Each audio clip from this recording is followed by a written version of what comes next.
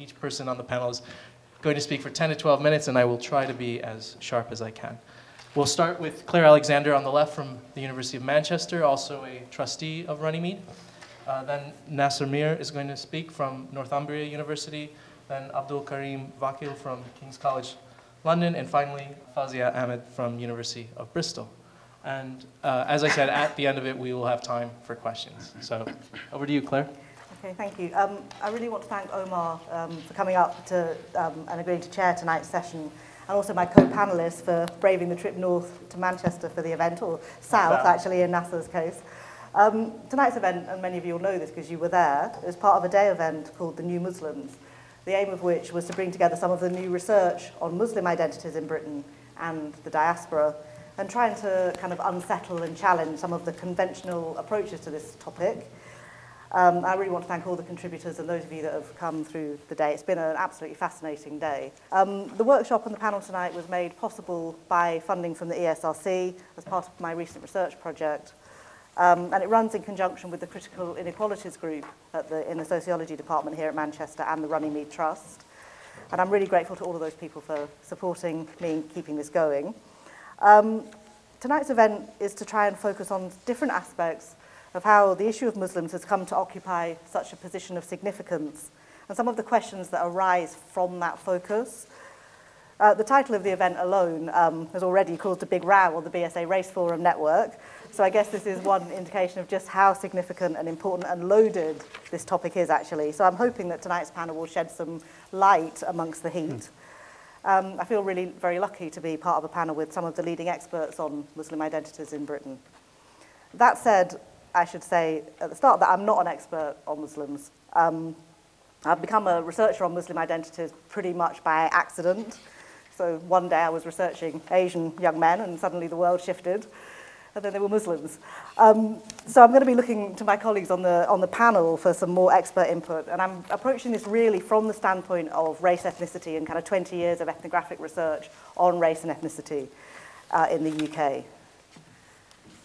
As I said, the event today is tied to a recent ESRC research project called Revisiting the Asian Gang.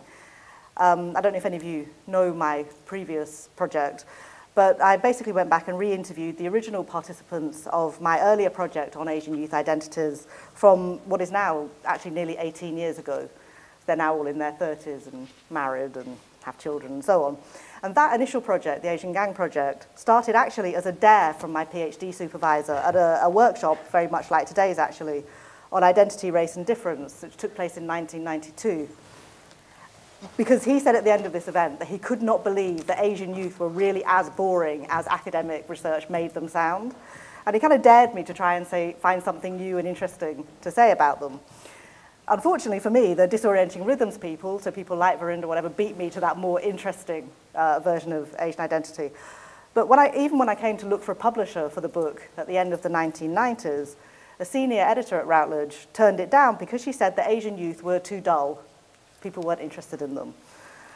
Of course, things have changed a bit since then, so particularly since 2001, and now it seems that all anybody is interested in are Asian youth, although we now have perhaps substituted the term Muslims for Asian. So it's in the context of that shift that I want to raise three questions for discussion. Firstly, what's at stake in the focus on the Muslim question?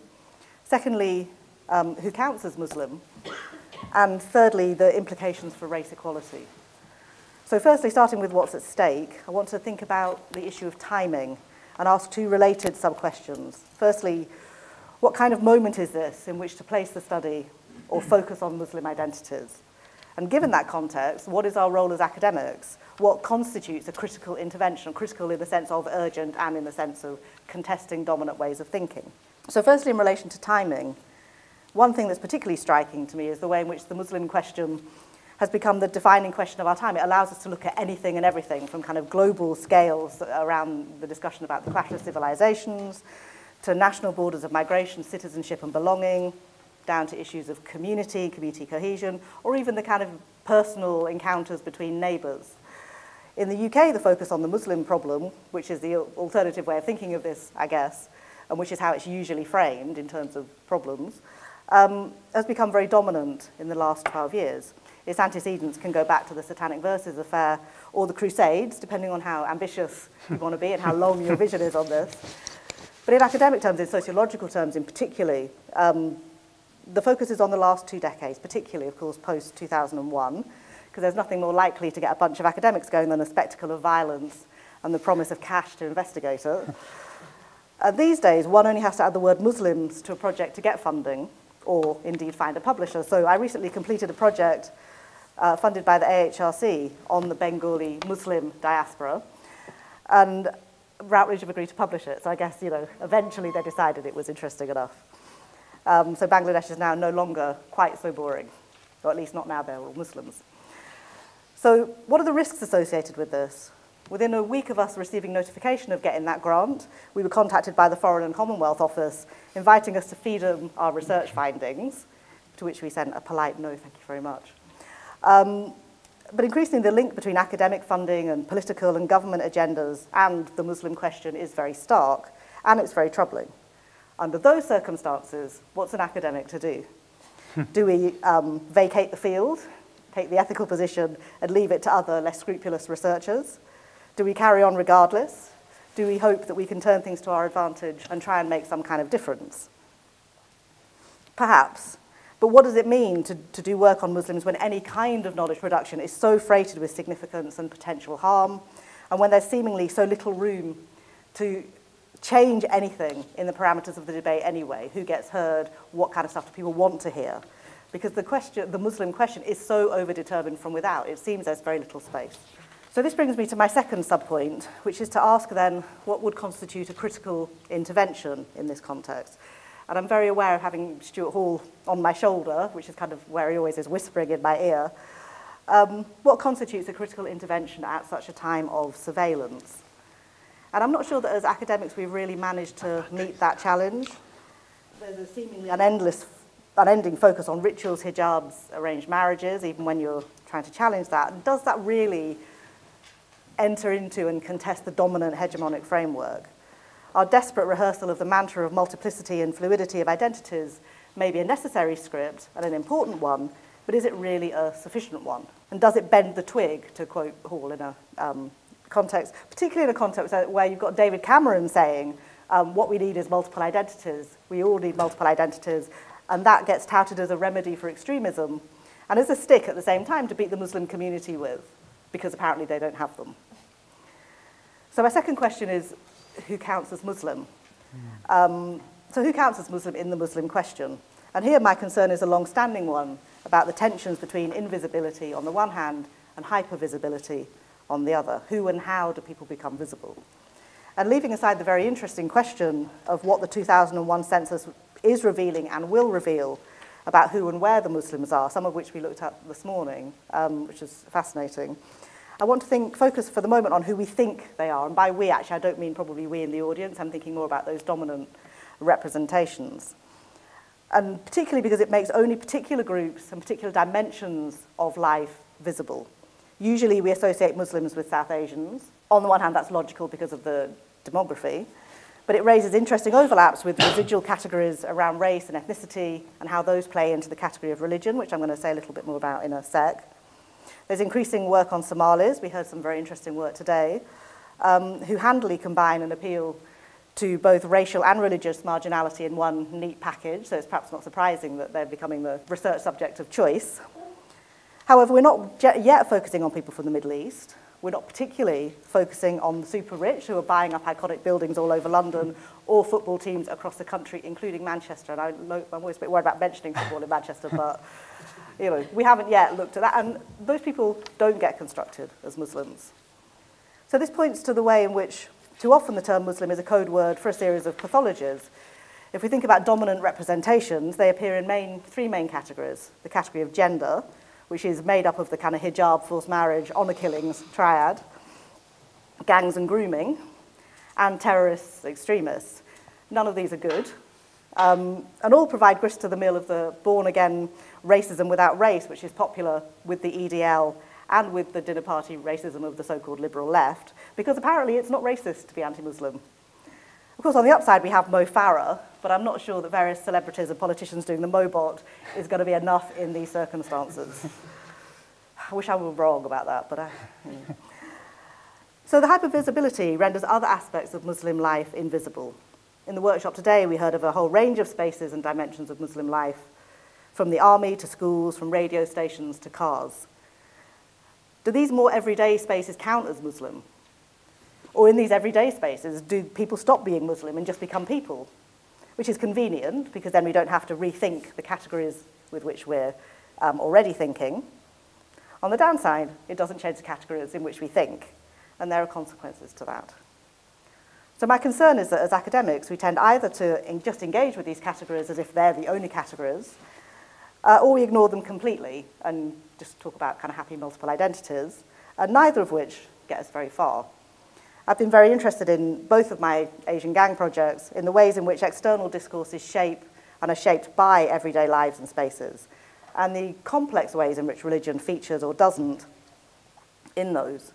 So what would we make, for example, of a category which includes, amongst quite a small group of kind of friends and family who grew up together on an estate in London, a guy who serves he's presently serving 20 years in prison for dealing crack and heroin, who worries about not being a good enough Muslim, but worries more that the fact that he's worried about not being a good enough Muslim won't stop him falling back into the kind of life with the lure of easy money when he gets out. A man who owns a local pub and uses his profits to send his father on Hajj. A solicitor who's just returned from distributing medical aid to Palestinians. His best friend, who for many years was the manager of a betting shop in East London, where most of the customers were local Bengali Muslims. And the third member of that particular very close trio, who grew a very impressive beard after his father died, and at a wedding recently, when I asked him where his wife was, because I still hadn't met her, they'd been married for some time, told me she was at home pregnant again, and joked that he was thinking that he needed to marry again, so he had a second wife to bring to parties. Do all these people count as Muslims? And if they did, what would it mean for how we think about Muslims and the Muslim question? My third point is to think about the relationship between race and religion in the construction of the Muslim question. Now, as Omar said, Runnymede was one of the first organisations to take seriously the issue, and to try and define it in that 1997 report, which was very influential. And then they challenged that Islamophobia was, quote, a challenge for us all. But I wonder if it still is, or if it's still seen in that way. And here I'm worried about the ways in which, since this period, the race equality agenda and the religious agenda have become increasingly separate. And certainly in terms of the academy, those areas have become very, very distinct. We could make the same arguments about migration studies, where you can talk about migration apparently without talking about race. And the danger is the same. It's now seemingly possible to talk about religion without talking about race, and to talk about race without reference to issues of religion and faith. So in the first instance, we risk separating out Muslims from broader questions of equality and the struggle for racial equality. And in the second, we run the risk of subsuming or erasing any kind of differences in priorities, experiences, agendas, and subjectivities for a one-size-fits-all definition of racism, which is potentially quite a narrow version of what that means. Now, this is an argument that, of course, has been going on for some time. It started when we started to get the splintering of the category black around black and Asian, and then the various splinters around that too. But what I worry about is that by increasingly seeing these experiences as distinct and not talking to each other, closes down the possibility of dialogue and exchange, of alliance, of recognition of overlapping categories or experiences of discrimination. And it makes that conversation hard and kind of dead-ended, if you like. So the singular focus on religion, like a singular focus on ethnicity or culture, tends to overlook cross-cutting issues and alliances around class, for example, or gender. I mean, today is International Women's Day, so it's worth thinking about that. And it erases commonality. So if we think of some of the statistics which show high levels of unemployment, educational underachievement, high levels of stop and search, poor housing, low levels of household wealth, the ethnic penalty even for people who have managed to kind of succeed and gone through university. And we can ask whether this is a Muslim question. Does it help to think of it in terms of it being a Muslim question? Does a focus on religion alone account for it? Any more than a focus on ethnicity or race or culture accounts for it? And does focusing on religion and religious identities provide a solution to those broader structural socioeconomic problems? By the same token, we could ask whether the response to social and ethnic inequality and discrimination is really the acquisition of multiple identities for Muslims, as David Cameron would have us believe. Okay, they're my Muslim questions, and I'm posing them knowing that I don't have any answers and not even proposing to offer any answers, but hoping they will at least start some kind of dialogue. Thank you.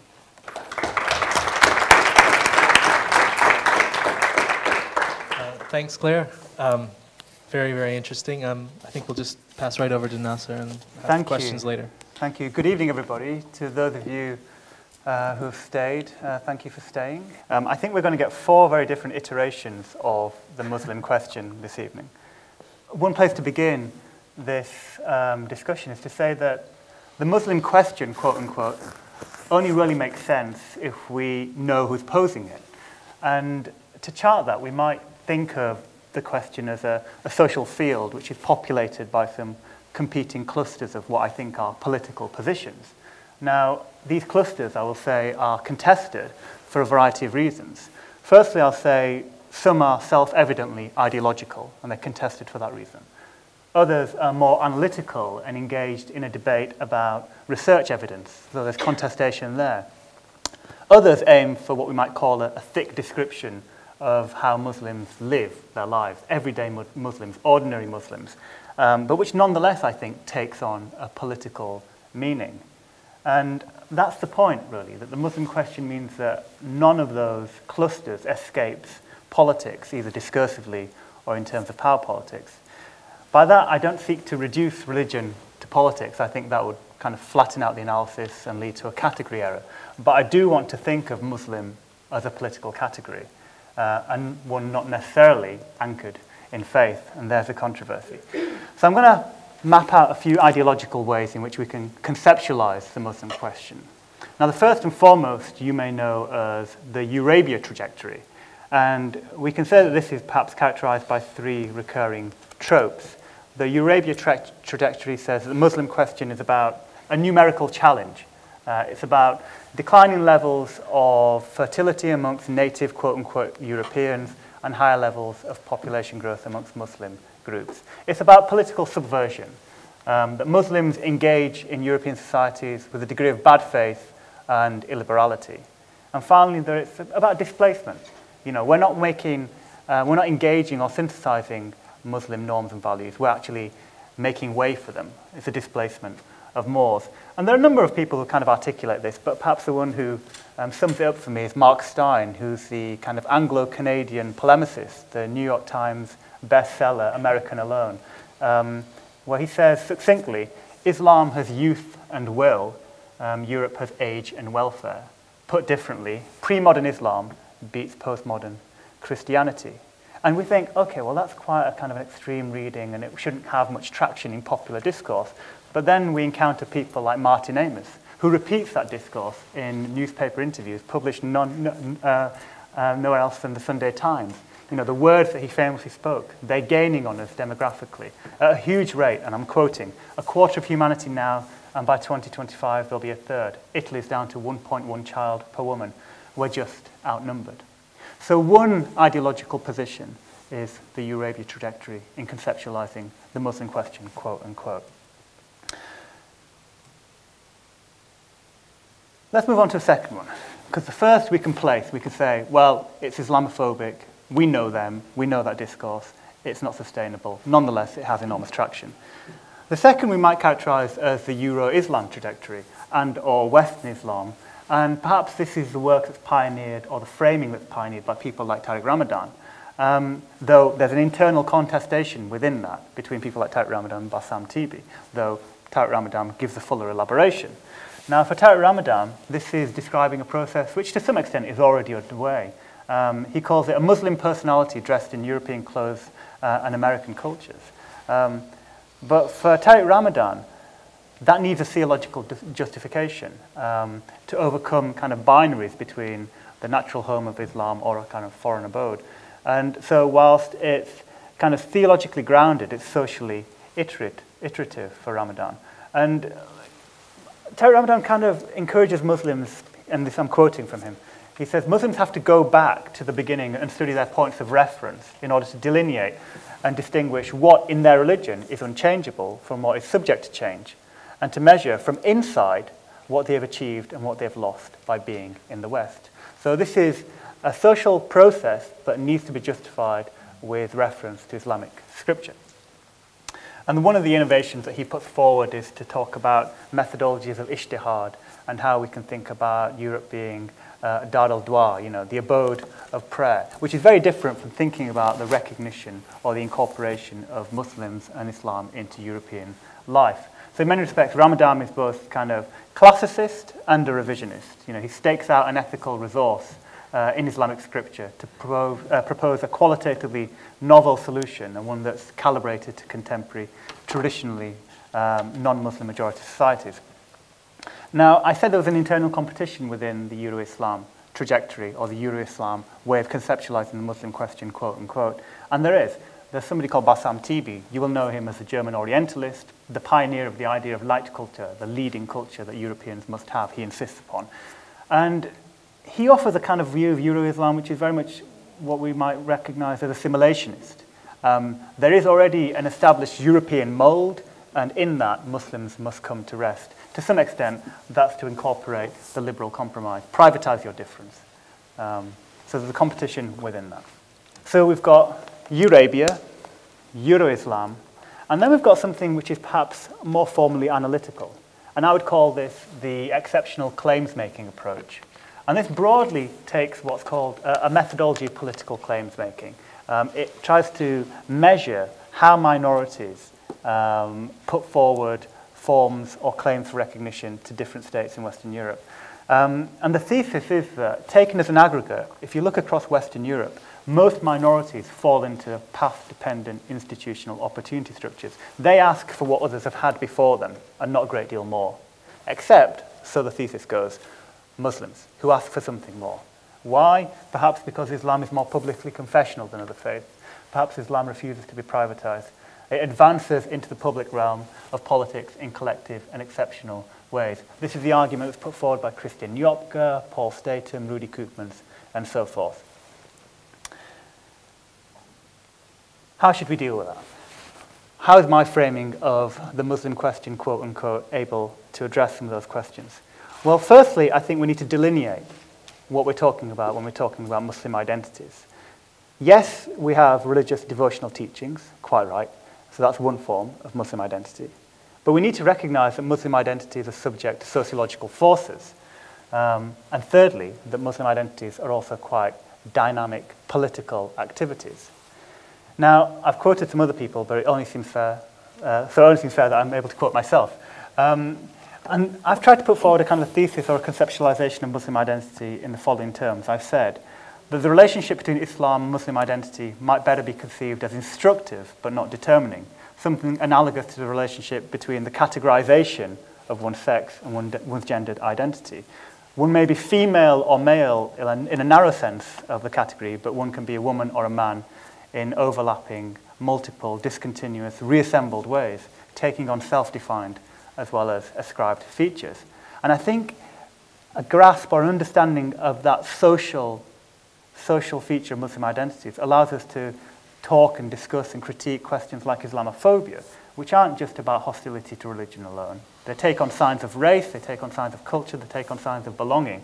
And it's also tied up with issues of community, identity, stereotyping, political conflict, and so forth.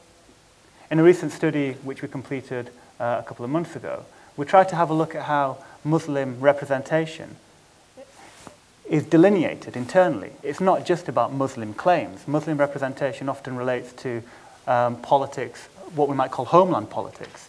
Muslim representation often emerges in local communities to, yes, seek kind of plural service provision, but also kind of, anti-racist movements to challenge forms of discrimination. But that's different from forms of Muslim representation which wants a corporate recognition.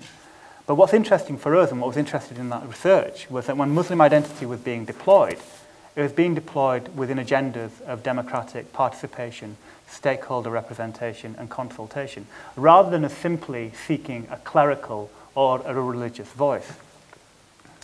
Now, I think that makes Muslim identity politics, that makes the Muslim question, quote unquote, more conventional than exceptional. Even if we think about quite contentious political examples, there's often been a very negative discourse around Muslim schools. But when we do the research and we actually speak to Muslim educators, Muslim parents, and so forth, we find that they have both religious, deeply profoundly religious, but also other motivations for wanting to send their children to Muslim schools. You know, to emphasize that kind of pan-ethnic Muslim identity in order to reap all the benefits that comes with that, you know, economic, social, psychological, as well as spiritual, that offers. And this is precisely what Catholic groups and Jewish groups before Muslim groups have sought. And all of this, in many respects, makes Muslims more conventional than exceptional and really challenges the notion that the Muslim question is something new or radically different. I'll stop there.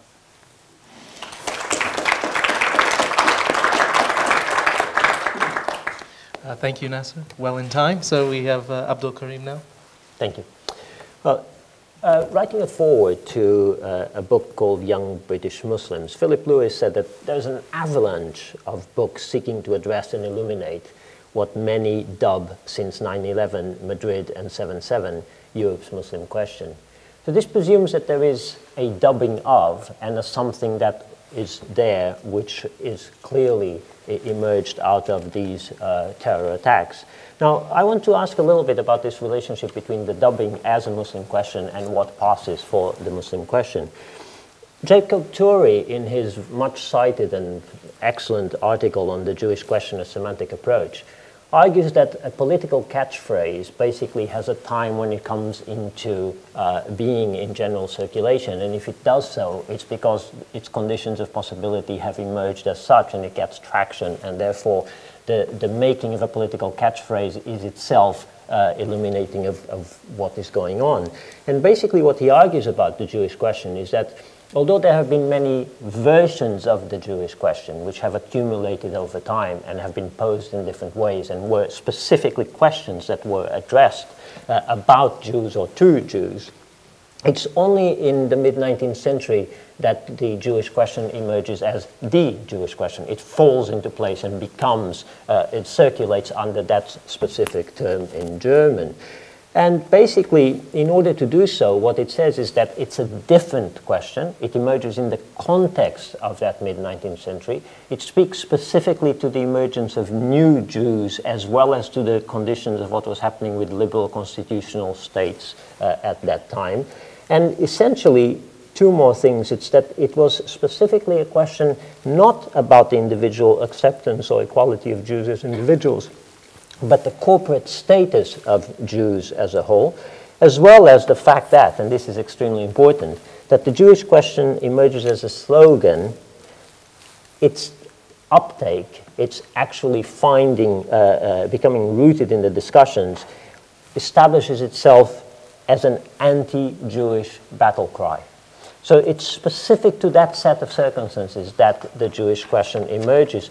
However, whatever form it then may take in setting the terms of the debates in which Jews themselves will be arguing their case. So partly taking that question about the fact that a catchphrase or slogan emerges in particular contexts and does or does not give shape to a debate, what I'm going to, and this separation between the dubbing as a Muslim question and the issues that it raises, I just want to look a little bit at what has been passing for the Muslim question in those who have named it as such in order to see what is going on in those discussions.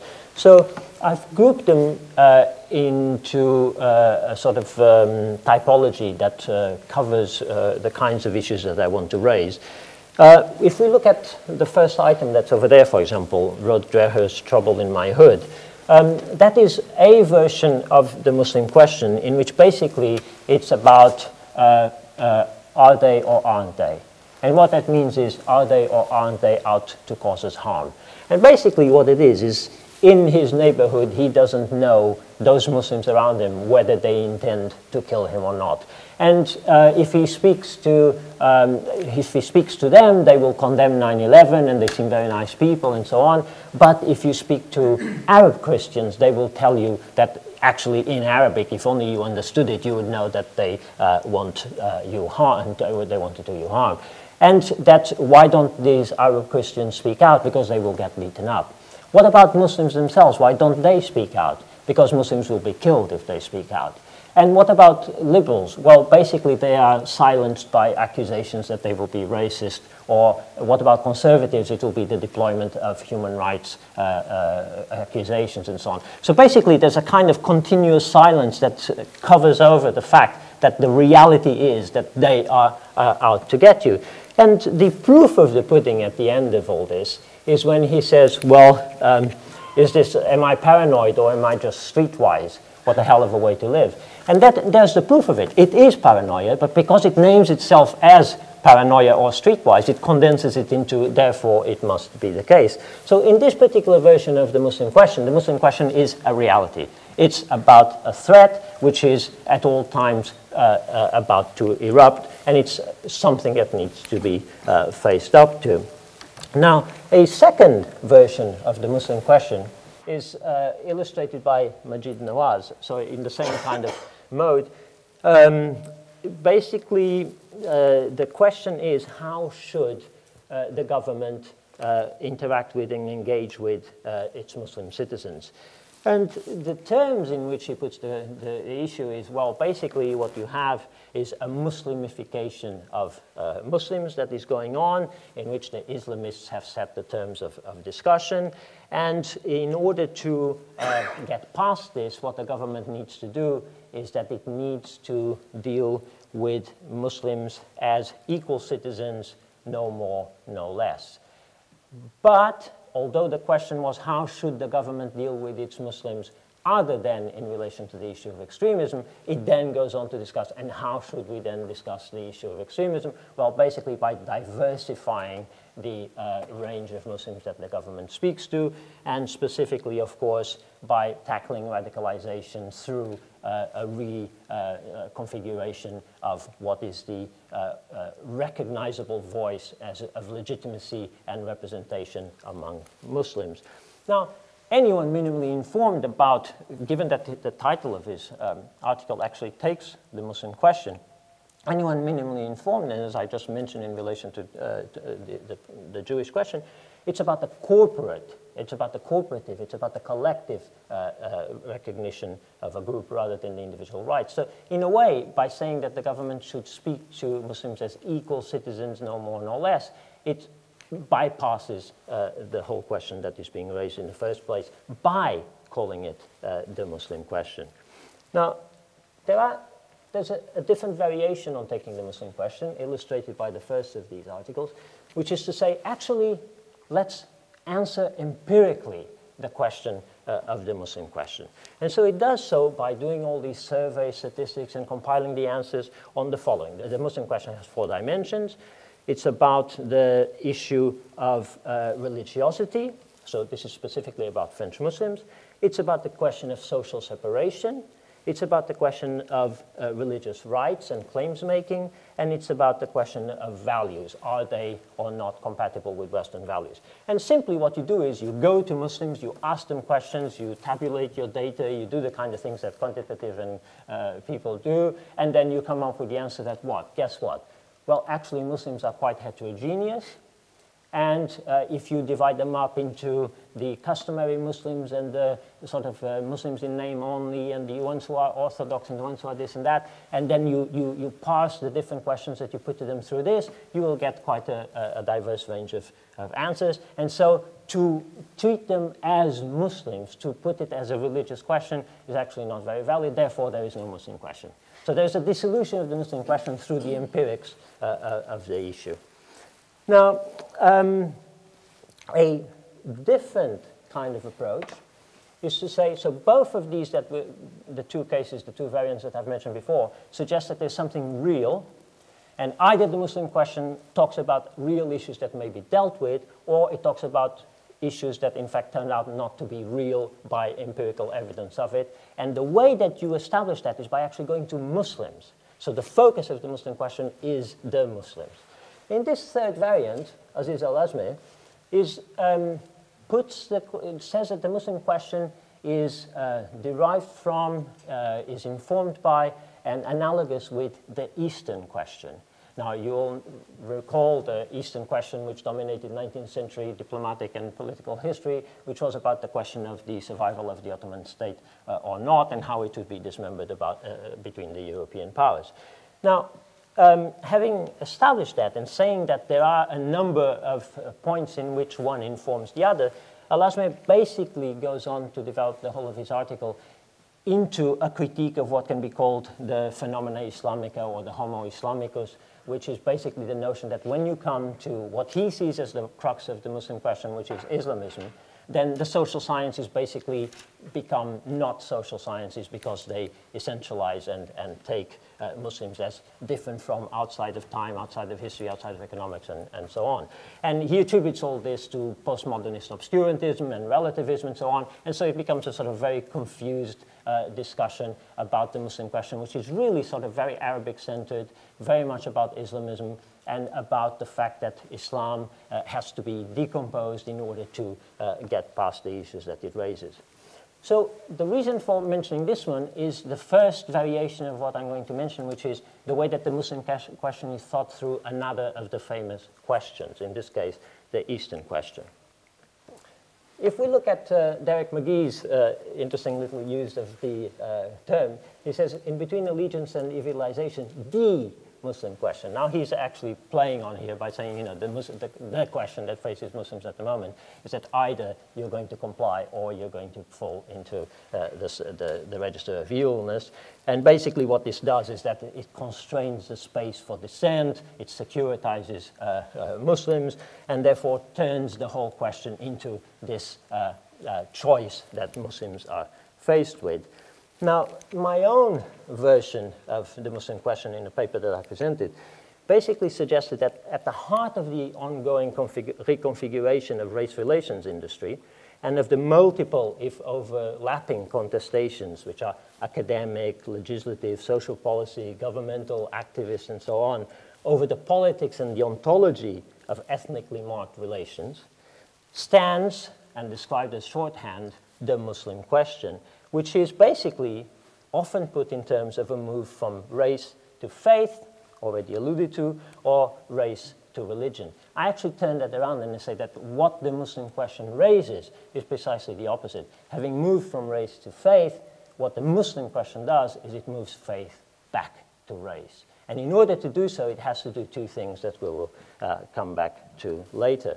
Among the other parsings of the Muslim question, I would suggest in particular that the Nassar's article, Nassar and Tariq's, which is cited there on refutations of racism in the Muslim question, is actually quite representative of the majority of references to the Muslim question, which is it does work by evoking without necessarily going into it. So the article opens with a reference to the Jewish question, which haunted Europe.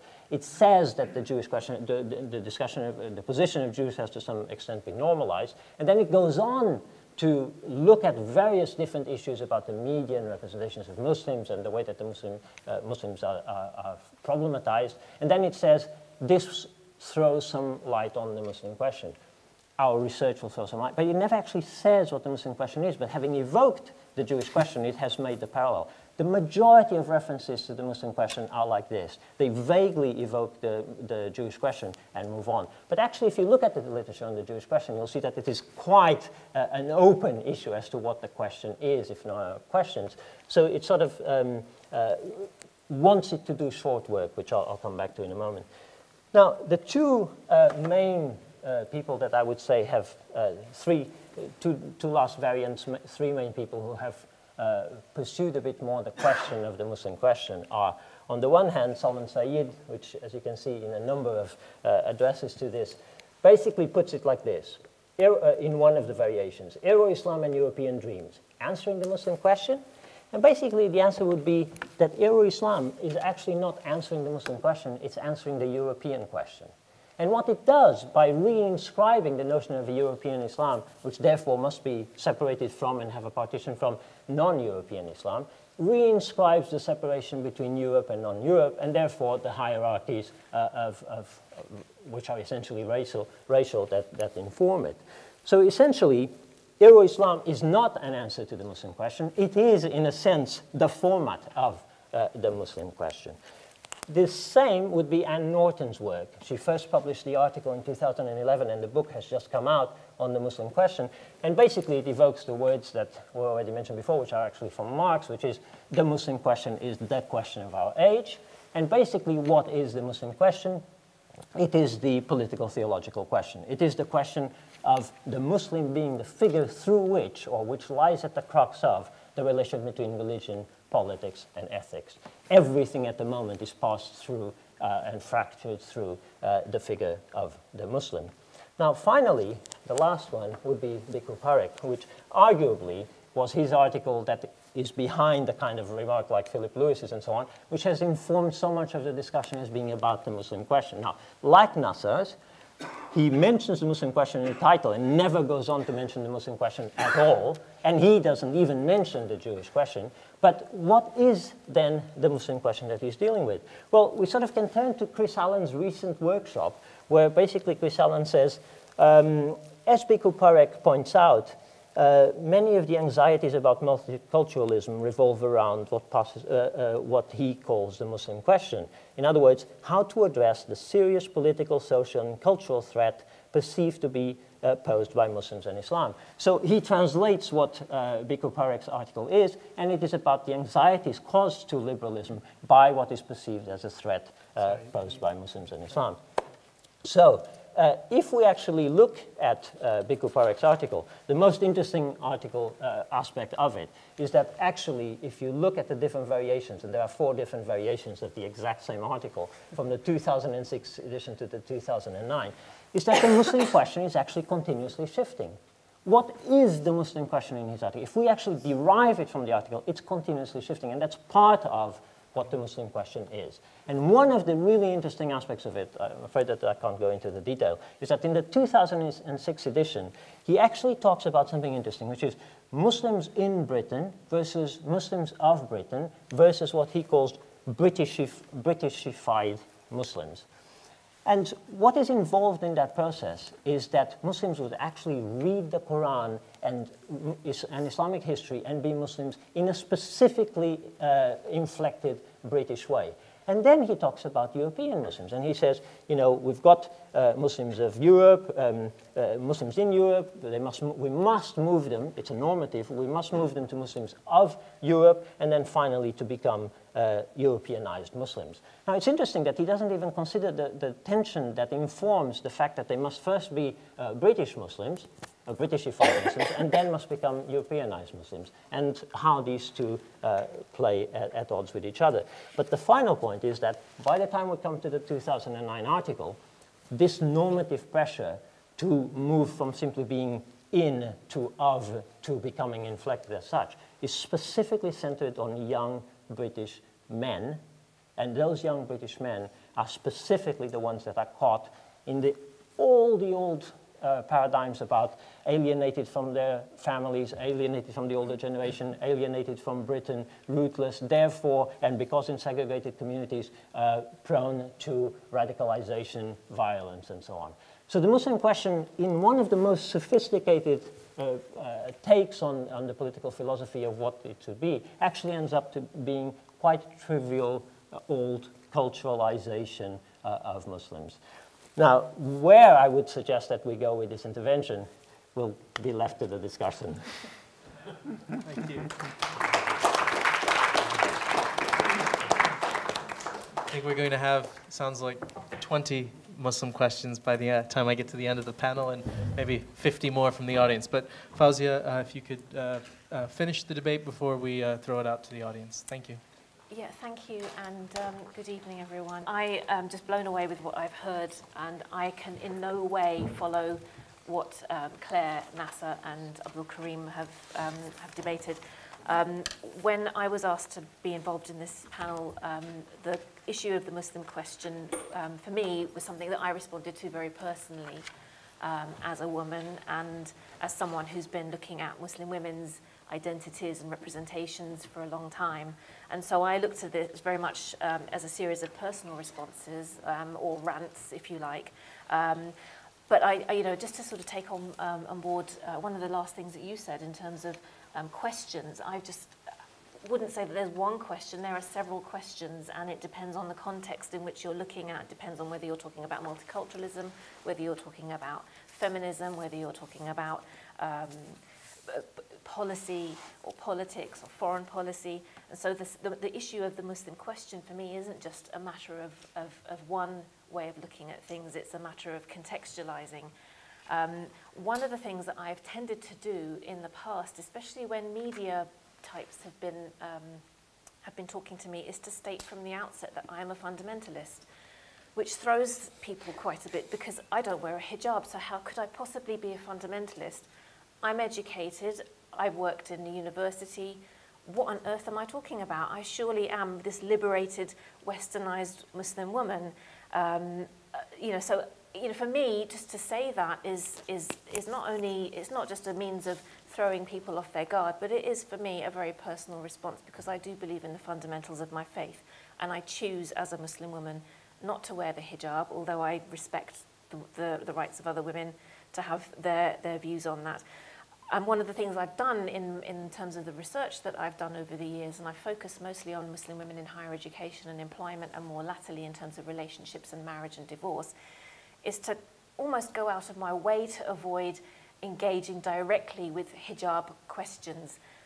If it becomes an issue or it's something that a woman wants to talk about herself, then I will engage with it. But I've noticed that, you know, as Claire was saying, the hijab is a very key trope that seems to crop up time and time again when we're talking about the Muslim question in whatever context, even when women aren't being discussed. And it seems in some ways, when we used to talk about multiculturalism as being, you know, a reflection of the sort of saris, steel bands and samosas sort of way of viewing multiculturalism and policy, we are now looking at tropes that are, as Claire was saying, just focused particularly on forced marriages, honor killings, niqabs, hijabs, jilbabs, any other kind of bab that someone wants to put on the end of it. So for me, I think there's a very, as everyone has said, there's very much a sort of problematized identity that's associated, especially in media and policy circles, when we're talking about Muslim identities and issues around Muslims. And as everyone has already said, there's you know, an overly, I suppose, fraught concern with political agendas that are dominated by security and cohesion, and not ones that I think are issues that Muslims themselves would identify as key issues for them as communities in order for them to be able to grow and in order for them to feel that they've got capacity building expertise and support. And I'll go on talking about some of the comments and discussions I've had with Muslim women's organisations in relation to that in a moment. But just on an issue of representation, again, and this is how I would frame or talk about Muslim questions, is when I think about representations, when I'm watching TV and I'm watching EastEnders, I'm watching other sorts of dramatical programs, it again becomes so apparent that the media cannot do Muslims. We can't get through an episode of EastEnders without a single family, a Muslim family, having had some discussion of honour killing, forced marriage, domestic violence, you know, cultural conflict and clash, rebellion amongst women, you know, throwing off a hijab or donning a hijab for various reasons, none of which will have to do with any kind of spirituality. And so I think that's something that is a continual sense of frustration. One of the things that I've also been involved in part of my career has been a little time that I spent in a policy circle, which shall remain nameless for the moment. And one of the things that became very clear in this quango that I was involved in was that it was very close to Blair's New Labour project, and the emphasis there in terms of dealing in terms of race relations was very much not on looking at social structures and the way that structures impact on communities and can cause disadvantage and oppression and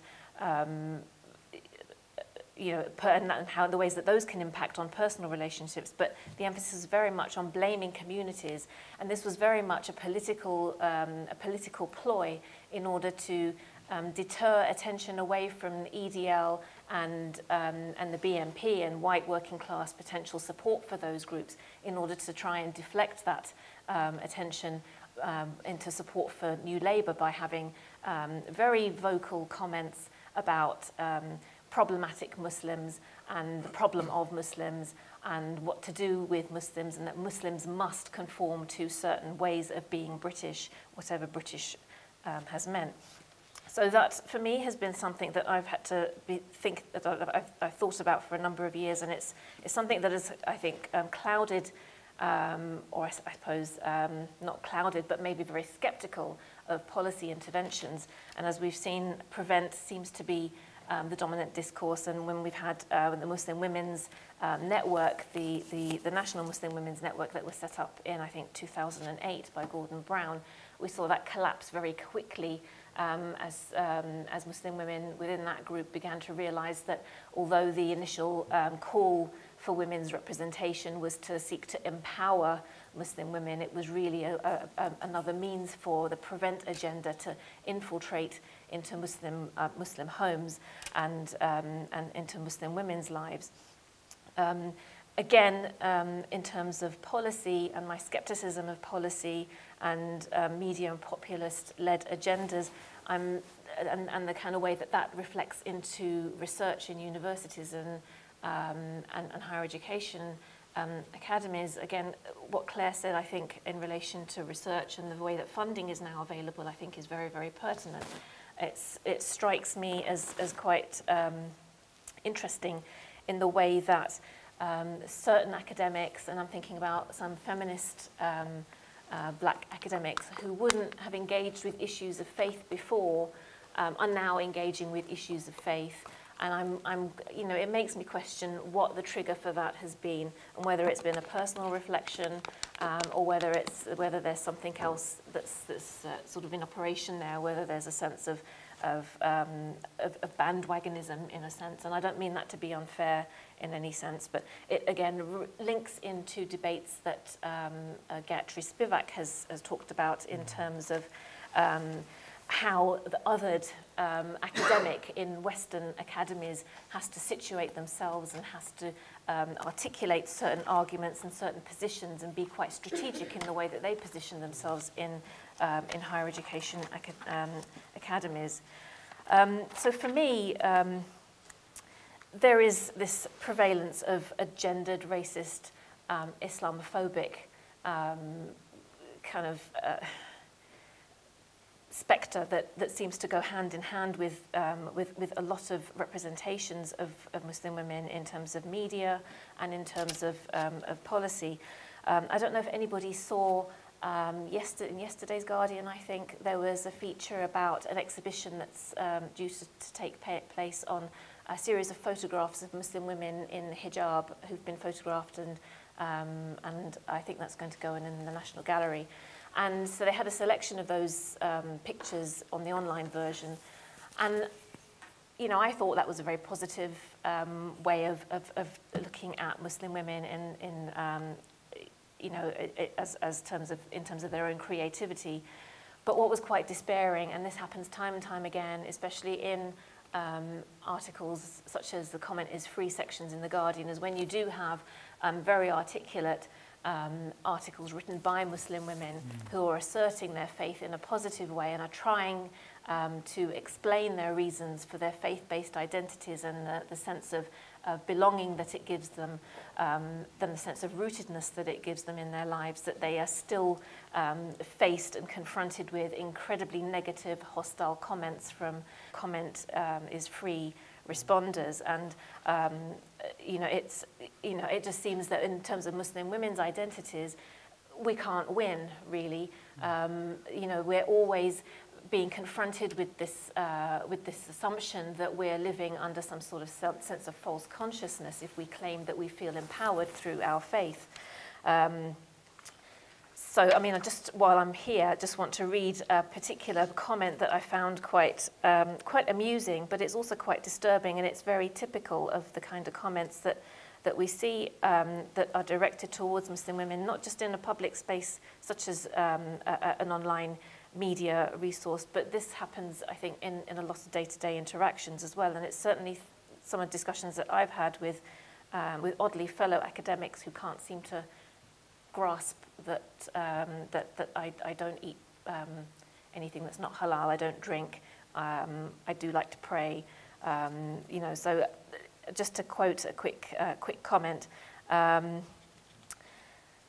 Someone says, "It's insulting to see a woman in a black bag walking on the streets of a Western city dressed as if she's in 7th century Arabia, where women were treated abominably and still are in 21st century Saudi Arabia. If you doubt my words, read any of the books by the brave, intelligent woman Ayan Hirsi Ali, who recounts her life as a Muslim girl and escape to the freedom of the West, which she fully appreciates." Another comment that is... that I thought was quite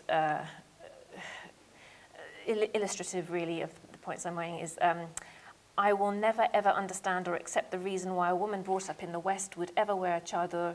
To me, it comes across as a big flag saying I support violence against women," in brackets, read the article about the Nuba women in Sudan in the paper today. "I support weekend marriages." I don't know whether she means weakened marriages or weekend marriages. And women's testimony considered as half a man's, and forced marriage and child marriage, and that to me is sick things to support, especially when you've had all the benefits of equality and protection that living in the West affords women, gained purely by the sacrifices and efforts of women past and present to the point of giving their lives. Actually, it makes me furious, hugely furious. I would say people are relatively sophisticated. We have had to put up with bombings and threats or implied threats from Muslim sections of the society. We have not had to deal with these issues with any other religious immigrants into this country, and it is tiresome to say the least. It is tiresome that we have to listen and have endless articles about Muslims when the same does not need to be done for, thankfully, for Sikhs or Hindus or Buddhists or animists or Jains or any number of the millions of religions who are apparently more adult accepting that particular one. Why do we have to put up with it? I don't know, but we do. It seems that most people realize that individuals are individuals and anyone can be nice or equally not nice. I don't understand what that means at the end. But this to me seems very atypical of the kind of issues that Muslim women are having to deal with on a daily basis. And if you talk to women who are working in Muslim women's organizations with very little funding, you know, again, that dilemma of the funding being available when the prevent agenda is on the table for discussion is something that a lot of women will talk about. But when it comes to them engaging with issues that are really kind of the grassroots issues that they deal with on a daily basis, and that is issues around family fracture, family breakdown, and around, you know, parental disagreements with children. I'm not talking about those just in terms of conflicts, in terms of the cultural conflicts, but just in terms of teen angst. You know, they're there working on the ground and are working with very, very poor resources. It seems to me that there only seems to be two types of authentic Muslim women in terms of the media and policy sectors, and those seem to be the oppressed and the veiled ones, or the ones who rebel against their religion and culture, and those are the ones who often get articles and stories written about them. There was an article in the BBC, on a BBC News website, headline, "Young British-born Muslim woman reveals her double life." It's again as if Muslim women can't seem to lead coherent lives without having some kind of secret rebellion against Islam going on under the table, a secret little drink here, or a secret bacon sandwich there, or a secret boyfriend under the sheets somewhere. So, you know, it does seem that there are some very difficult issues that we have to grasp with. And one of the kind of final things that I will end on is the issue of marriage, purely because I'm going to be biased. I've been looking at marriage and I've been looking at divorce issues, I'm not going to get into, you know, I'm not getting into Sharia debates. But what's interesting, again, time and time again, whenever Sharia is mentioned in the press and in some academic circles, there's always this assumption that it's Muslim women who are being oppressed through Sharia. Yet if you look at any of the research that's being done on Sharia councils across the UK, the vast majority of applicants are Muslim women themselves, and that says something quite strong to me about the fact that they feel that they need to have some form of Islamic validation in terms of seeking an Islamic end to a marriage, regardless of whether that Sharia council is woman-friendly or not. And I think one of the things that could be usefully done is to try and support women-friendly Sharia councils, and there are a couple of them around, but that's not a sexy enough issue, so I don't think that's going to get very much funding. And I think one of the other things that I'm just going to sort of leave with, and I think the women in the room will identify with this, is that in terms of the, again, this is an issue for me which I think encapsulates what being Muslim in this day and age means, and what being a British Muslim means, is the issue around marriage. I'm talking to women who are finding it incredibly difficult to find matrimonial partners, and there's also an issue around increased divorce rates amongst Muslim families, and that's not being looked at, and that's not being seen as something that's relevant in terms of a policy issue, because it's not linked into terrorism, presumably. But I'm pretty sure that when we talk about polygamy, which is something that women's organisations seem to be saying is on the rise, that then suddenly seems to perk up the attention of policymakers. So, you know, I think one of the things that we need to be focusing on is looking at what kind of grassroots organisations are looking at, what are their concerns, what can we do in order to support their capacity and their ability to meet the needs that they are facing on a daily basis, rather than focusing on prevent agendas. I mean, the issue of emotional intelligence, especially for men, for you know, even educated British Muslim men, seems to be an issue that comes up time and time again, and I have begun to wonder whether that is something that is going to produce a much more balanced society for Muslims, rather than focusing on extremism and preventing extremism. Because if you have emotionally balanced men who are able to relate to women in a positive way, and not see them as, quote, what someone has said, men want baby makers and wives when women want companions and partners. If you focus on that, I think that is one of the ways that we can look at a Muslim question in a much more positive, proactive way.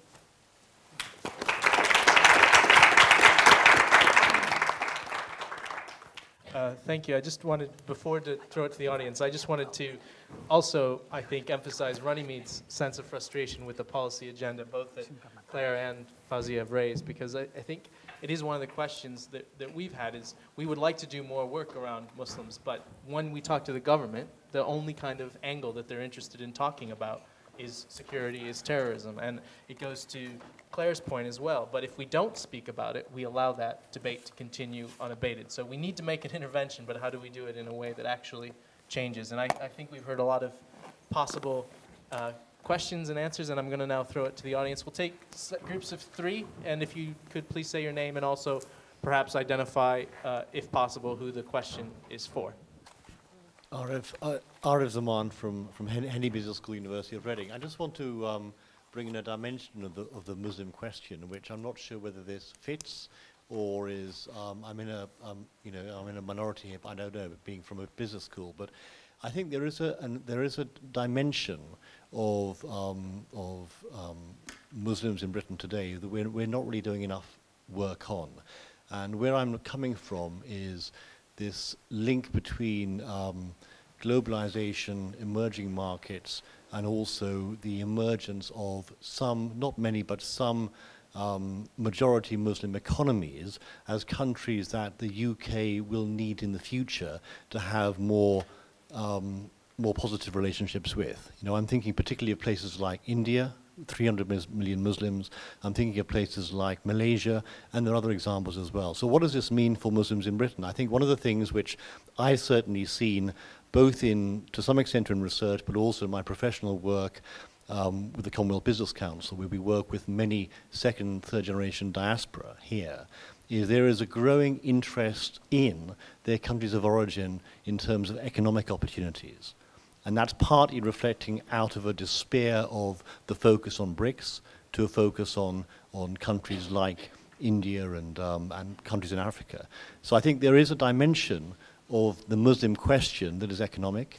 There's a dimension of the Muslim question which is about connections and social capital with a richer mix of countries that they want to connect to. And I think there's a question about the UK as a country and its economic future and relationships increasingly being driven and determined by Muslim majority countries. Will Mason, University of Sheffield. Thanks to all the speakers for really, really interesting presentations. My question's directed predominantly to Claire's Muslim questions. So you posed the question, who counts as Muslim? And you sort of articulated that with some nice examples from your respondents of their sort of contradictions or difficulties between the way that they identified as being Muslim and some of their practices like drug dealing, owning bars, and those sorts of things. And my interpretation of some of the literature surrounding that is that a lot of these sorts of questions are addressed in terms of issues to do with generational differences and acculturation and things like this. And without discounting their sort of recognition of agency, there seems to be often sort of fairly one-directional focus on the influence of fairly dominant Western cultures on minority groups, you know, British Muslims. One of the observations from my empirical research was sort of a different direction, and instead it was the influence of the sort of bleeding in of Muslim cultural references into the experiences of non-Muslim peers of the people that I was working with. So for example, a lot of the young white people that hung around with the predominantly Somali group that I was working with would say Allah if they were surprised, or mashallah, and use these sorts of Muslim terminologies. And what it appeared was that the use of this sort of religious language was a bit more illustrative of a broader sort of collective identification that was based on shared experiences of class than anything particularly religious.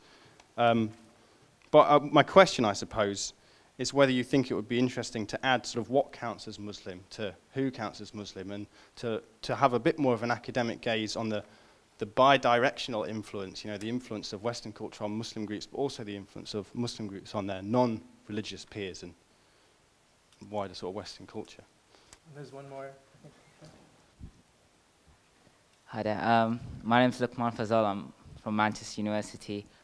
My question will be directed to the speaker, the one before last speaker. I'm sorry, I've forgotten your name. And you obviously clearly displayed a lot of different versions of the Muslim question. And I feel, do you feel that the reason that the Muslim question itself is expressed so vaguely is because different people who do their research have already a preset answer that they're looking for before, so they've got the answer that they're actually raising the Muslim question with an answer already in mind, as in that, and it will be dependent on what organization who carries out this research, because I mean, and the issue for this being the Muslim question being such a broad thing, because the research, as you mentioned, is done with going to different people, and for them different things, they will prioritize different things as being more relevant to them. So if you go to a feministic organization,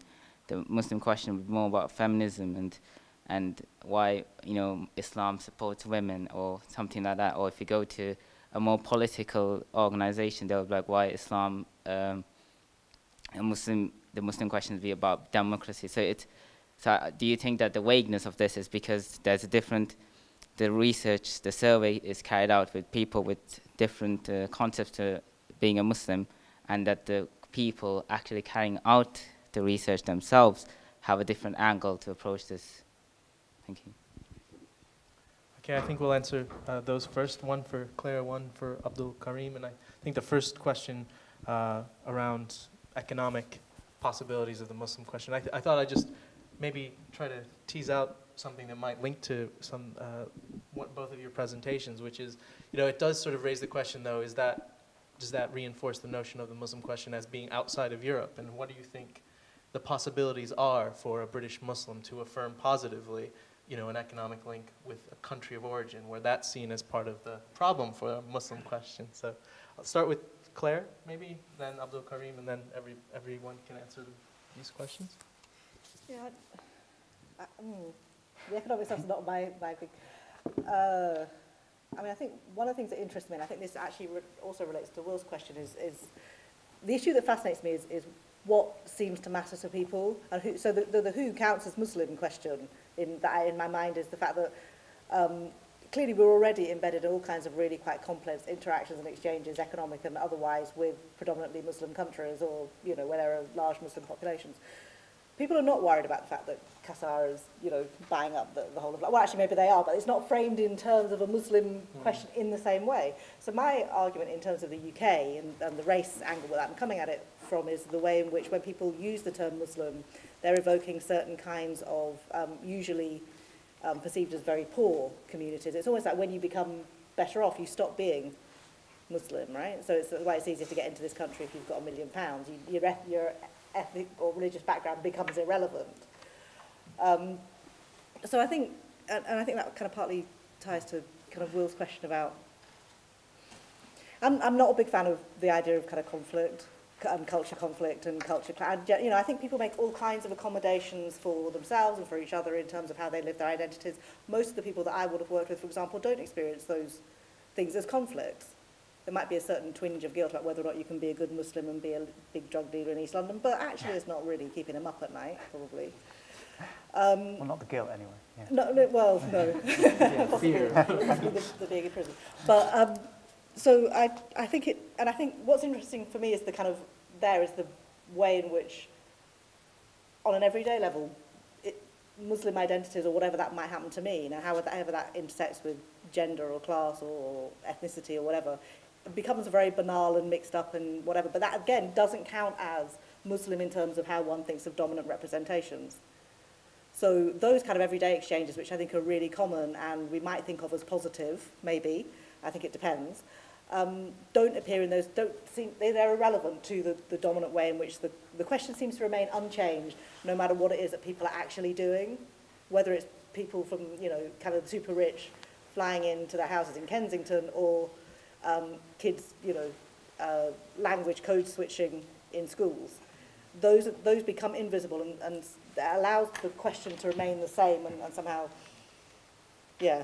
unchangeable, which is for me the kind of the problem of the Muslim question, I guess. Okay, well, I'll be brief since I had no direct questions. I think it's common in the literature, isn't it, to talk about multiple identities, and it has been for a long time. I've never been entirely convinced that that's the most appropriate description. I think we have multiple selves, but I think sometimes the identities we wish to give to the floor aren't the ones that are received or the most prominent. Sometimes identities choose us. And there's something about Muslim at the moment that almost makes it an involuntary category. You can be everything else and Muslim, but you will be remembered for being Muslim. But I don't say that in a way that's meant to diminish the public recognition or instantiation of Muslim identities. I call myself Muslim first. And I do so because I think it's important that we register the subjective. If people feel they're Muslim first, then that's an entirely legitimate identity category to mobilize around and ensure is recognized. But that doesn't mean I've ceased to be a Yorkshireman living in Scotland, a long-suffering Liverpool supporter and all the rest of it, But equally, I probably feel quite uncomfortable about trying to come up with a list of criteria about what makes one Muslim and what doesn't make one Muslim, because I'm bound to fall foul of it, as I suspect there are other people on this panel, if not in this auditorium. So I probably wouldn't be interested in trying to come up with a list of criteria that we want to kind of have Muslim on one side or the other. I'll pass on. Okay, so I promised myself that I would not use the any question to then do the rest of my paper, which I didn't do. but nicely, a couple of things do fit in. So, for example, what are the chances? Exactly. All right, I got to get the timer. In relation to the question of why is there vagueness there? Well, actually, the point is this: that contrary to what I mentioned about the Jewish question being set in the frame of the anti-Jewish discourse, as you've seen from the list that I gave, the majority of uses of the Muslim question are actually by academics and critics, not by those who are vilifying Muslims. So in other words, the Muslim question as a term of reference, as a catchphrase, has not caught up as a political term for framing the problems of Muslims to mean Muslims, but to precisely address the issue of the constructedness of the problem of Muslims, and in order to try and deconstruct it. So the vagueness of it comes from the fact that what it is trying to do is it's trying to do shorthand. It's a sort of knowing way of gesturing towards all those other kinds of questions that were there before. The color question, the woman question, the social question, the minorities question, the nation question, the Jewish question, and it wants to, or the Eastern question even, and it wants to play with all of these and to bring them into the context of discussion by allusion and so on. The important point, the interesting point is, and this has been raised, for example, by Wendy Brown, Shulamit Volkov, Joan Scott, and so on, is to say, why is it that some questions are asked in particular terms and others in other terms? Why is it that different questions are different differences are differently politicized? Why is it that the woman's question, for example, the question of the enfranchisement of women, was not put in terms of toleration, but the enfranchisement of racial or ethnic difference was? Why is it that emancipation discourse is played in relation to some groups, but not in relation to others? So not all differences are differently politicized, and they have different genealogies and different histories. And invoking a particular dominant question frames, and that means both inscribes and eludes or erases certain forms of reference. And that was one of the issues I wanted to raise. If we primarily allude to the Jewish question when talking about the Muslim question, that sets us along particular terms. By leaving it as vague as possible, it brings everything into play and makes it much more productive. Now, the other aspect of this is that, therefore, the whole point of it is to point to the constructiveness of it and the problematization that goes with it. But it is directly connected to the other kinds of questions that were raised. I mean, in relation to the question, who is a Muslim? We've had, what is a Muslim? We've had who is a Muslim, we've had who counts as a Muslim, and my own particular contribution is the when is a Muslim.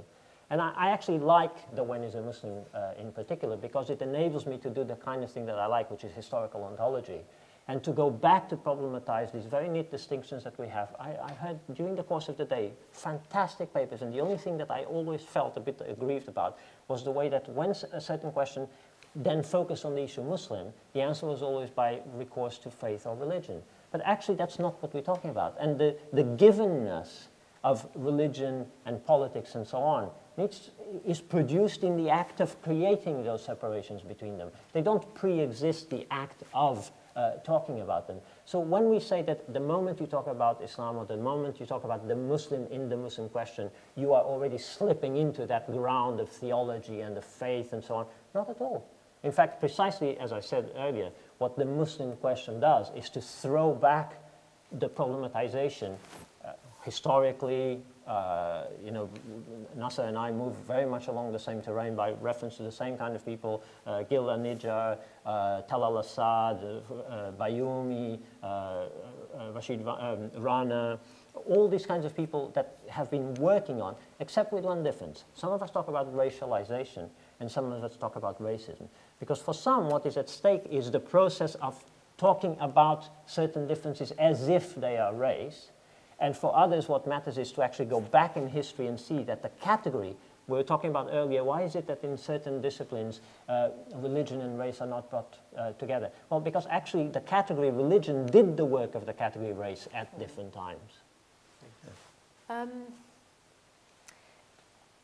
In relation to the who counts as a Muslim, doesn't it also depend on who's asking the question to some extent, and in what context?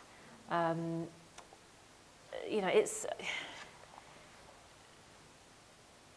just beginning to think about something that, Nasser is probably familiar with this as well in terms of research on categories and how we go about describing Muslims in terms of faith or political identification. And one of the kind of, again, this term that I've worked with, and I know you've worked with as well, moderate Muslim, which again is a sort of a very policy government oriented way of categorizing good Muslims and bad Muslims seems to crop up time and time again in again, policy and media discourses. And the way that in a study that I was involved with, looking at Muslim responses to multiculturalism, we talked about the term moderate Muslim, and a number of people that we'd interviewed really reacted quite strongly to that term, and the way that others were imposing a certain meaning and a certain identification on Muslims. So, you know, very much the issue there was, you know, who was asking the question, who was doing the defining, rather than who is counting themselves as a Muslim, or who counts as a Muslim in terms of faith or you know, practice. You know, it's a very nebulous question, and I can't give a clear answer to it, other than to just throw it back at you. I think it's like the question of what is postmodernism. You just throw it back at someone and say, well, yes, what is postmodernism? So that's how I would look at it. And in terms of the issue of that you raised specific to me about raising Muslim question in terms of research, and are there answers that are already preset? Well, obviously, you know, if you don't, I don't believe that there's objectivity involved in research, even in scientific research. And so whenever there is a research proposal that is put, there is already an agenda behind it. There's already a discussion about possible outcomes and what we could be possibly finding from this research. And so there's already that sort of answer in mind, I think, in a lot of research. I think what is quite painful sometimes is that a lot of think tanks have sprung up that are looking at Muslim issues, and when you know, and in terms of general think tanks as well, if you look at their research, very often it isn't particularly well referenced. It doesn't link into existing research that's been done. It will be very focus group oriented, and those pieces then seem to be able to attract a large amount of media attention and a large amount of policymakers' attention, rather than research that might have been quite longitudinal and you know, quite nuanced. So, you know, headlines seem to be more attractive to policymakers than subtleties, and so I don't know if I'm answering what you were asking, but I do think that there is there is always going to be that aspect of an agenda. Okay. I think we can take one more round really quickly. Just in the back, yeah. Yeah, my name's Leon Musavi. I'm from the University of Liverpool. I was just going to say a couple of things about the Muslim question and see what your thoughts were, because I'm not really personally convinced that it's actually a very helpful concept to speak about Muslim communities in Britain. And I say that for two reasons, and just wanted to see your thoughts about this.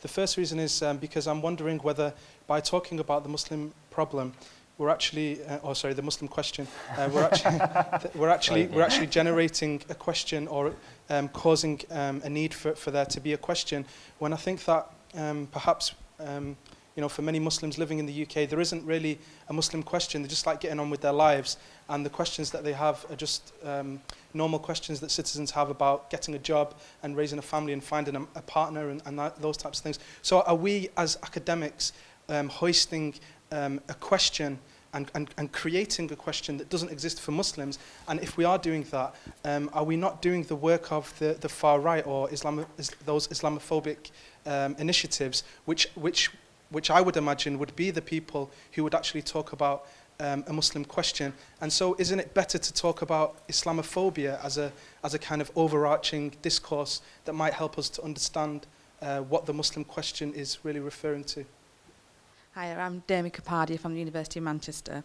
I just wanted to say that I'm really glad that Claire, and particularly Fozia, commented on gender and the intersection with Islam, because I was a little bit disappointed in the programme today that there wasn't a section on gender. And I could understand maybe why it was omitted, because of kind of rampant discourses about oppression and the veil, and that's, you know, maybe wanting to move away from that and talk about things attributed to the new Muslims, maybe new talk. But I think that there are a lot of issues related to, you know, maybe to Muslims, but I think we can do a lot more if we do speak about class, ethnicity and gender, and if we use those categories to think about things such as socioeconomic inequalities and things such as health access. And I think personally in my own research, because of the term Muslim, I think from a top-down approach it's good to use the term Muslim because there is this kind of stereotypical East versus West war on Muslims as a category as a whole. But when you're looking at things from the bottom up, there's a lot more nuances than looking at someone as a Muslim. And I think sometimes, even when we were talking about diasporas, how can you talk about a Muslim diaspora? There's so many different types. No, not types, there's so many different types of people that encompass a Muslim diaspora that it would be, I couldn't think of, you know, one Muslim diaspora. So I just wanted to comment that, you know, I'm glad that women were brought up, and I think that there are other categories other than Muslim that we need to focus on a little bit more. And I just wondered what your comments would be on that as well. Thank you. My name's Tassib. I used to be a lefty. And from that perspective, everything was a class issue. But as I began to grow, I began to experience the word a little bit more. Working class people even called me Paki. And when you had a beard, you know, they called you a fundamentalist and Taliban and all the rest of it. Using the set models of class analysis and feminism and all that, so in its way can provide a way of looking at an issue. But I don't think it gives you a real proper understanding of Islam. Feminism, the class struggle, for example, these are reactions to a capitalist society which exploits its people. If you travel throughout the Muslim world, and you've got to understand the nature of Islam. The nature of Islam is you just get on with your life, but you have these, you know, bits that you need to do as well. So you can go to any Muslim country before passports were given out, and you would be accepted. You would be very welcome. Okay? It's only when we get colonization and dividing nations up, and passports were introduced. And earlier on we were speaking about cars and how they affect an interpretation of, you know, Muslims. It's interesting to see how the development of passports has actually divided us. Then the whole issue of identity and all these sort of things comes in. In terms of the equality agenda, the people that get involved in the equality, and also the trade union movement, they seem to have somehow not really addressed the issue of problems facing Muslims. They just haven't done it. If you look at the European Monitoring Equality Organization, their biggest concern is the Romanis and how they are treated in Europe. Whereas, you know, what they discuss in terms of rendition of Muslims, it was a small report and it's just forgotten. If you look at the TUC Black Workers Conference, for example, every year there's always an issue of Islamophobia. We condemn Islamophobia. What actually happens at the end of that? How can then the word black, I mean, I originally agreed with the word black as a label to brand people that suffered from white discrimination. But then when I have an issue, yes, which affects me because of my faith, you don't seem to get that sort of support or that sort of assistance. It's just not modeled. It's modeled for class, for feminism, for all of those isms. But it doesn't seem to help and address the issues of, you know, Islam. Thank you. I'm Honor Mishkon and I'm from Bradford University. My question is very, very short. Has multiculturalism failed? And if it hasn't, or if it is failing, does it have a future in this country in terms of Muslims? Okay. It's a short question, but no, sure. it's I packed. think I better, I'm going to have to rein people in on that. I just wanted briefly to put to say something that I've observed about some of these questions. It does seem to me, although there's a lot of questions, Muslim questions, a lot of these are what I would call closed questions. It's a yes, no, it's a binary, or there isn't scope to do the sorts of things that I think everybody in the audience on the panel is looking for, which is a more open question. It just reminds me of the 1997 Islamophobia report, which is how it identified what Islamophobia was, which is a closed interpretation of Islam as opposed to a more open interpretation. It sounds like all these years later, we still have that huge problem to deal with in the UK, which is how can we have a more open notion of understanding the Muslim question. But anyway, we'll let the final panelists have the final say and try to be within 2 to 3 minutes, please. I mean, in terms of the question on the equality agenda and the TEC, I mean, honestly, I was looking at some of that stuff on the gender pay gap, though, recently. I'm not sure that any of these issues have been really particularly well addressed. And if you look at the issues of inequality across any of those kind of strands around educational achievement, employment, housing, the ethnic penalty, and so on, I mean, those things, I mean, there may be a kind of black section of the TEC, but they haven't actually solved anything for anybody. The thing I've been wondering about, I think this is in relation to Leon's point, is can we do away with, I mean, could we not talk about Muslims, right? I mean, can we do that? I mean, that would be kind of one of the things that I was thinking about when I was thinking about my questions. Can I, 15 years on from doing the Asian Gang project, avoid the question of the broader political, social context in which they get redefined as Muslim, even though how they might live that might be in a multitude of different ways. As much as I would love to say, like, actually, let's just dismantle the Muslim question, or let's just ignore it, or let's sweep it from. I'm not sure that the context allows us to do that. Could we just pretend that it's not there as kind of responsible academics? I don't know. I'm increasingly thinking not, but even. So that's pretty much my only thought. Sorry. Thank you. What an interesting set of questions that are raised. I mean, I would begin by saying I've never felt comfortable with the historical narrative which says that Muslim identity is something which proliferated and spontaneously emerged after Rushdie.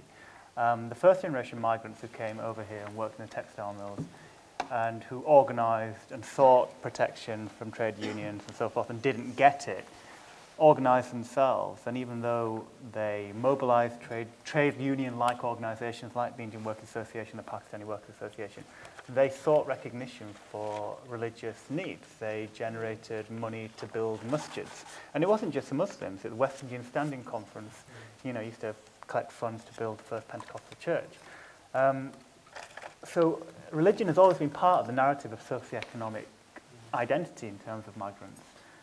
It's just that now it's taken on a particular meaning. And I probably think there is now a Muslim penalty, actually. For a long time, we kind of suspected it, but there are a couple of data sets now which say that if you can control for ethnicity, you will find that Muslims are disproportionately less likely to earn in given occupations. Now that's a problem, and we can't best solve that by simply denying it, as some people would wish us to solve the question of racism by denying race. We do that anyway. It doesn't mean that the problem goes away. So now I think Muslims with us, and it's something that we should interrogate, which leads me to Leon's question very briefly. Are we constituting a Muslim question by talking about it? I was going to say I don't really talk about the Muslim question. Then I've realized AK's found something from me from 2009. I don't know is the answer to that. And in that paper, one of the things we want to do is draw attention to the way in which the way people talk about Islamophobia in relation to anti-Semitism is inconsistent. There's a hierarchy. Anti-Semitism is real racism. Islamophobia isn't. In the discourse of the journalists that we interviewed, which is why we invoked the Jewish question, because we started with that and said that to some extent that's been normalized. We're kind of past that to some extent. Are we on the cusp of then a Muslim question? So I'll send you the reference, and until then, thanks for the question. Sorry, I'm going to please. Okay. So I don't know if it's because I'm a Muslim, but he keeps stopping me when I'm just getting into my stride. But the thing is, you're the only one. That's right. With regard to the question that you asked, Nasser's article, which has the Muslim question in the title, and Parek's article, which has the Muslim question in the title, subsequently gets republished without the Muslim question in the title. So if part of the question is the issues that they're discussing, having the term the Muslim question there or not appears not to be particularly important. It does kinds of work, and at certain moments it's useful and at other times it's not. But the issues of the Muslim question, they are there. Now, tackling them through Islamophobia, that's exactly, if I had read out my sentence, it said it's mostly discussed by critics, and it's mostly in order to do the kinds of questions that they otherwise discuss as Islamophobia.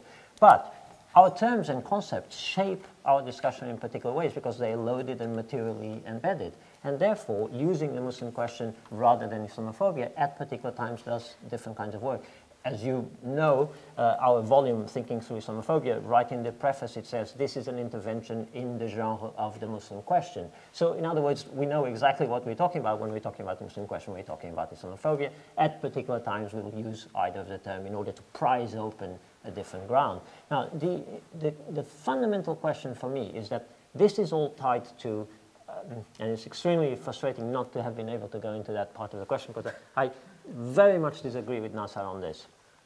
The question of Muslims, the emergence of Muslims, this is where I fully align and was going to go on to Parek's analysis of, he looks at the Muslim question with the emergence of the category Muslim.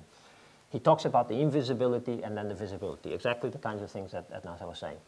Very unfriendly guys like Stephen Howe and Amir Mufti and so on have also talked about how 30 years ago there are no Muslims and now there are Muslims here, can't we get rid of them, that kind of thing. Now, the issue is that I absolutely go with the notion that Muslims are of recent emergence, and I push that right to the fore, to the limit. What we're talking about is literally the remaking of social categories. It's the ontology, the ground on which we exist, with the emergence of the category Muslim, reconfigures the whole ground. And therefore, we can't talk about going back. There is no going back.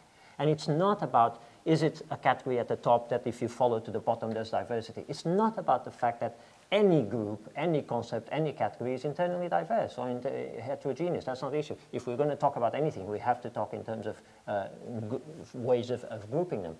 What matters, and the way to get into the Muslim question along the lines that I'd like to take, is precisely to say we're not talking about empirical issues.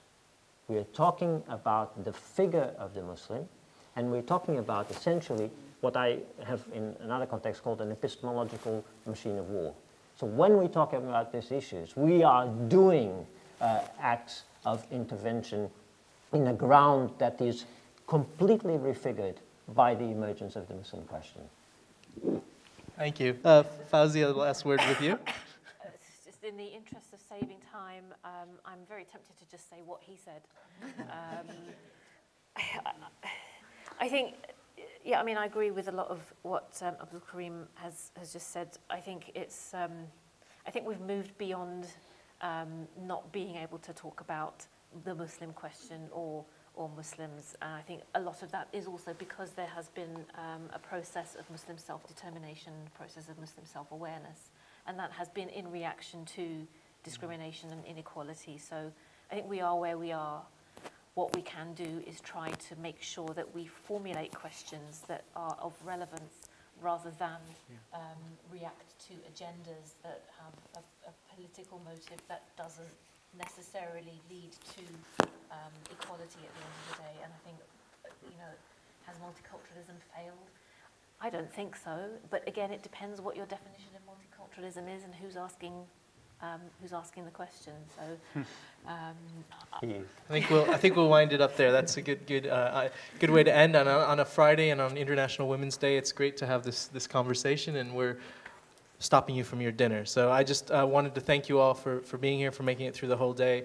Thanks from the Runnymede Trust and from the University of Manchester for hosting us. And enjoy your evening and weekend. Thank you.